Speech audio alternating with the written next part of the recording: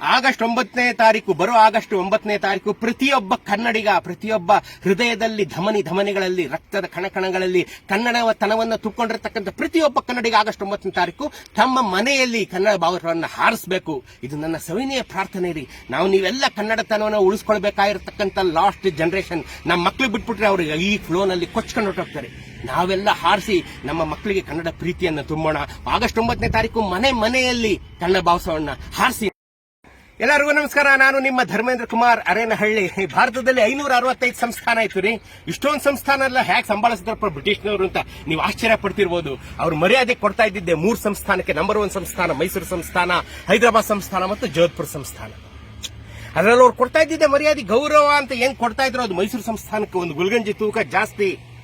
ಯಾಕೆಂದ್ರೆ 100 ವರ್ಷಗಳಿಗೆ ಹಿಂದೆ ಇವತ್ತು 200 ವರ್ಷಗಳಿಗೆ ಮುಂದಿನಷ್ಟು ಟೆಕ್ನಾಲಜಿನ, ಅಭಿವೃದ್ಧಿನ, ಪ್ರಗತಿಯನ್ನ ನಾವು ಅವತ್ತೇ ಸಾಧಿಸ್ಬಿಟ್ಟಿದ್ವಿ. ದೈವಾಂಶ ಸಂಭೂತರಾದಂತಹ ನಾಲ್ವಡಿ ಪ್ರಭುಗಳು ಅದನ್ನೆಲ್ಲ ಸಾಕಾರಗೊಳಿಸಿ ನಮ್ಮ ಮುಂದೆ ಇಟ್ಟು ಹೊರಟೋಗ್ಬಿಟ್ಟಿದ್ರು.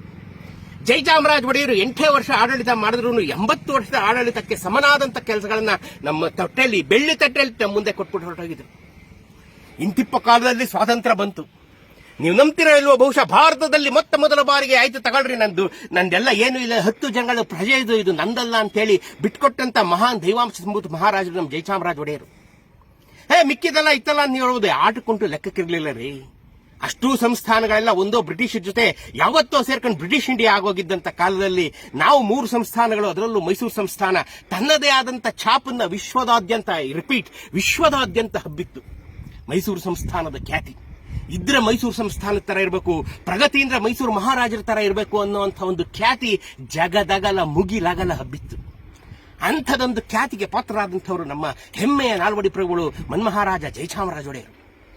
ಇಂತಿಪ್ಪ ಕಾಲದಲ್ಲಿ ಸ್ವಾತಂತ್ರ್ಯ ಅಂತ ಬಂದಾಗ ನೀವು ನಂಬ್ತಿರಲ್ಲ, ನೆಹರೂರು ಜನರಲ್ ಕಾರ್ಯಪ್ಪನವರನ್ನ ಅರಮನೆಗೆ ಕಳಿಸ್ತಾರೆ. ನೀನು ಒಂದೇ ಊರಿನವರಪ್ಪ, ನೀವು ಹೋಗಿ ಮಾತಾಡಿ ಅಂತ. ಇವೆಲ್ಲ ಮಹಾರಾಜರಿಗೆ ಮುಂಚೆನೆ ಗೊತ್ತಿರುತ್ತೆ. ತಾಯಿ ಚಾಮುಂಡಿ ಅತ್ಯಧಿಷ್ಠಂ ದಶಾಂಗುಲಂ ಅಂತ 10 ಅಂಗುಲ ಮೇಲೆ ತಾಯಿ ಚಾಮುಂಡೇಶ್ವರಿ ಮಹಾಪ್ರಭುಗಳನ್ನ, ಮೈಸೂರಿನವ್ರನ್ನ, ಕನ್ನಡದವ್ರನ್ನ ಕಾಪಾಡ್ತಿದ್ಲು, ಇವತ್ತು ಕಾಪಾಡ್ತಾಳೆ. ಮಹಾರಾಜರಿಗೆಲ್ಲ ಮುಂಚೆನೆ ಗೊತ್ತಿರುತ್ತೆ ರೀ. ಕಾರ್ಯಪ್ಪನವ್ರು ಬಂದಾಗ ರೆಡ್ ಕಾರ್ಪೆಟ್ ವೆಲ್ಕಮ್. ನೀವು ನಂಬಲ್ಲ, ನೀವು ಜೈಪಾರ್ ತಾಂಡ ಗೇಟಿಂದ ರೆಡ್ ಕಾರ್ಪೆಟ್ ವೆಲ್ಕಮ್ ಕಾರ್ಯಪ್ಪನವರಿಗೆ. 3 ದಿನಗಳ ಕಾಲ ಅದ್ಧೂರಿಯಾದಂತ ಕಾರ್ಯಕ್ರಮಗಳು, ಅರಮನೆ ಬ್ಯಾಂಡ್ ಸೆಟ್ ಇಂದ ಹಿಡಿದು ಎಲ್ಲ ಕಾರ್ಯಕ್ರಮಗಳನ್ನ ಮಾಡಿಸ್ತಾರೆ. ಯಾಕೆ ಬಂದಿದ್ದೀರಿ ನೀವು ಅಂತ ಒಂದು ಮಾತು ಕೇಳೋದಿಲ್ಲ. ನಮ್ಮ ಮಹಾರಾಜರು ಅಂದ್ರೆ ಮಹಾರಾಜರು, ಇಡೀ ಭೂಲೋಕದಲ್ಲಿ ಅಂತ ಮಹಾರಾಜರು ನಿಮ್ಗೆ ಸಿಕ್ಕೋದಿಲ್ಲ. ಯಾಕೆ ಬಂದಿದ್ದೀರಿ ಕಾರ್ಯಪ್ಪನವ್ರು ಅಂತ ಕೇಳೋದಿಲ್ಲ. ಅವ್ರಿಗೂ ಹೇಳೋದಕ್ಕೆ ಬಾಯಿಲ್ಲ. ಮಹಾರಾಜರಿಗೆಲ್ಲಾನು ಗೊತ್ತು. ಅವ್ರು ಹೋಗೋ ದಿನ ಮಹಾರಾಜರು ಎಲ್ಲವನ್ನ ಕೊಟ್ಟು ಬಿಟ್ಕೊಟ್ಬಿಡ್ತಾರೆ. ಒಂದೇ ಒಂದು ಮಾತಾಡದೆ. ಒಂದೇ ಒಂದು ಎಕ್ಸಾಂಪಲ್ ಹೇಳ್ತೀನಿ, ನಾನು ಮೊದಲಿಂದ ಹೇಳ್ತೀನಿ. ಮೈಸೂರಿನಲ್ಲಿ 30 ಅರಮನೆಗಳು, 300ಕ್ಕೂ ಹೆಚ್ಚು ಹೆರಿಟೇಜ್ ಕಟ್ಟಡಗಳು. ಇವತ್ತು ನೀವೇನು ಹೆರಿಟೇಜ್ ಅಂತ ಹೇಳ್ತೀರಾ, ಅಂತ ಕಟ್ಟಡಗಳು 300ಕ್ಕೂ ಹೆಚ್ಚಿತ್ತು ಅವಾಗ. 30 ಅರಮನೆಗಳನ್ನ ಮಹಾರಾಜರು ಹಿಂಗ್ ಕೊಟ್ರು. CFTRA ಅರಮನೆ, ಅದೊಂದು ಅರಮನೆ ನಿಮ್ಗೆ ಗೊತ್ತಿರಬಹುದು. ಅದನ್ನ ಬರ್ಕೊಡ್ಬೇಕಾದ್ರೆ ಖುದ್ದು ನೆಹರು ಮೈಸೂರಿಗೆ ಇಳಿದು ಬಂದಿದ್ದು. ಅದನ್ನ ರಿಜಿಸ್ಟರ್ ಮಾಡಿಕೊಟ್ಟಂತ ಕಾಲಕ್ಕೆ ಮಹಾರಾಜರು ತಕೊಂಡಂತ ಮೊತ್ತ ಎಷ್ಟಿರ್ಬೋದು? 1 ರೂಪಾಯಿ. ಐ ರಿಪೀಟ್, 1 ರೂಪಾಯಿ. ಹಂಗೆ ಕೊಡಬಾರ್ದಲ್ಲ ಅನ್ನೋ ಒಂದು ಶಾಸ್ತ್ರಕ್ಕೆ 1 ರೂಪಾಯಿ ತಕ್ಕೊಂಡು CFTRA ಅಂತ ಬೃಹತ್ ಅರಮನೆಯಿಂದ ಬರ್ಕಟ್ಟಂತ ಧೀಮಂತ ಪ್ರಭುಗಳು ನಮ್ಮ ಮಹಾರಾಜರು. ನಾವು ಮಹಾಭಾರತದಲ್ಲಿ ಓದಿದೀವಿ ಕೊಡುಗೈದಾನಿ ಕರ್ಣ ಅಂತ. ನಾವು ನೋಡಿದೀವಿ ಮನ್ಮಹಾರಾಜ ಜಯಚಾಮರಾಜ ಒಡೆಯರ್ನ ಕರ್ಣ. ಅವರು ಕರ್ಣ. ಅವತ್ತೇನಂತ ಬರ್ಕೊಟ್ವ ನಾವು? ಏನಂತ ಬರ್ಕೊಟ್ವಪ್ಪ ನಾವು? ಭಾರತದಲ್ಲಿ ಯಾರಿಗಿತ್ತು ರೀ ನಮಗಿದ್ದಷ್ಟು ಶಕ್ತಿ? ಮೈಸೂರು ಸಂಸ್ಥಾನಕ್ಕೆ ಇದ್ದಷ್ಟು ಶಕ್ತಿ ಲೆಕ್ಕಕ್ಕೆ ಮೈಸೂರು ಸಂಸ್ಥಾನ ರಾಜಧಾನಿಯಾಗಿ ಇಡೀ ಭಾರತವನ್ನು ಮುನ್ನಡೆಸಬಹುದಾದಂಥದ್ದು ಶಕ್ತಿಯನ್ನ, ಚಾಕಚಕ್ಯತೆಯನ್ನ, ಕಾರ್ಯತತ್ಪರತೆಯನ್ನ, ಪ್ರಗತಿಪರ ಮೈಂಡ್ ಸೆಟ್ ಅನ್ನ ಹೊಂದಿದ್ದಂತ ಸಂಸ್ಥಾನ.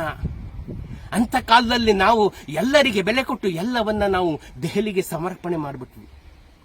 ಹಂಗಂತ ನಾವು ನಮ್ಮದನ್ನ ನಾವು ಮರೆಯಂಗಿಲ್ಲ, ಮರಿ ಕೂಡ್ದು.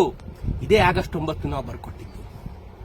ಮರಿ ಕೂಡ್ದು ನಾನ್ ಬಿಡ್ರಿ, ನಾನು ಎದ್ರು ಮಹಾರಾಜರು, ಕೂದ್ರು ಮಹಾರಾಜರು, ಎದ್ರು ಕನ್ನಡ, ಮಲ್ಗುದ್ರು ಕನ್ನಡ, ಓಡಾಡಿದ್ರು ಕನ್ನಡ, ಉಸಿರು ತಕೊಂಡ್ರು ಕನ್ನಡ, ಉಸಿರು ಬಿಟ್ರು ಕನ್ನಡ.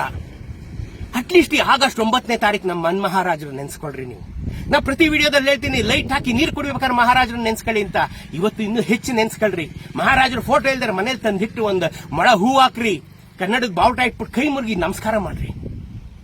ನಾವು ಅವತ್ತು ಬಿಟ್ಕೊಟ್ವು. ಇಡೀ ಭಾರತವನ್ನು ಇವತ್ತು ನಡೆಸ್ತಿರೋದು ದಕ್ಷಿಣ ಭಾರತದ ರಾಜ್ಯಗಳದೆಲ್ಲ ಅಂಕಿಅಂಶ ನಿಮ್ಗೆ ಚೆನ್ನಾಗಿ ಗೊತ್ತಿದೆ. ನಾನೇನದನ್ನ ಬಿಡಿಸೇಳ ಅವಶ್ಯಕತೆ ಇಲ್ಲ. ಅದಕ್ಕೆಲ್ಲ ಕಲಶಪ್ರಾಯವಾಗಿರತಕ್ಕಂಥದ್ದು ಮೈಸೂರು ಸಂಸ್ಥಾನ, ಇವತ್ತಿನ ಕರ್ನಾಟಕ ರಾಜ್ಯ. ಅಷ್ಟಿಲ್ಲದೆ ಬೆಂಗಳೂರಿಗೆ ಜಗತ್ತಿನಾದ್ಯಂತ ಬಂದು ನಾವು ಬೆಂಗಳೂರಲ್ಲೇ ಇರಬೇಕು ಅಂತ ಜನ ಯಾತಿಕ್ರಿ ಇರಬೇಕು? ಅಂಥ ಬೆಂಗಳೂರನ್ನ ಕೆಂಪೇಗೌಡರ ಆದಿಯಾಗಿ ಎಲ್ಲರೂ ಕಟ್ಟಿ ಬೆಳೆಸಿ ಅದನ್ನ ಜಗದೆತ್ತರಕ್ಕೆ ಮುಗಿಲೆತ್ತರಕ್ಕೆ ಏರಿಸಿ ನಾವು ಅದನ್ನೆಲ್ಲ ಇಟ್ಟಿದ್ದೀವಿ. ಇಂಥ ಒಂದು ಸುಸಂದರ್ಭದಲ್ಲಿ ಅವರನ್ನು ನೆನೆಸ್ಕೋಬೇಕು ನಾವೆಲ್ಲ. ಆಗಸ್ಟ್ 9ನೇ ತಾರೀಕು ಮನೆ ಮನೆಗೆ ಕನ್ನಡ ಅಭಿಯಾನ ನಡೆಸ್ತಾ ಇದ್ದಾರೆ. ಅದಕ್ಕೆಲ್ಲ ಶುಭವಾಗ್ಲಿ ಅಂತ ನಾನು ಹಾರೈಸ್ತಾ ಇನ್ನೊಂದು 2 ಮಾತು ಮುಗಿಸ್ತೀನಿ. ಮಹಾರಾಜರನ್ನ, ಕರ್ನಾಟಕವನ್ನ, ಕನ್ನಡವನ್ನ ನೆನೆಸ್ಕೊಳ್ರಿ.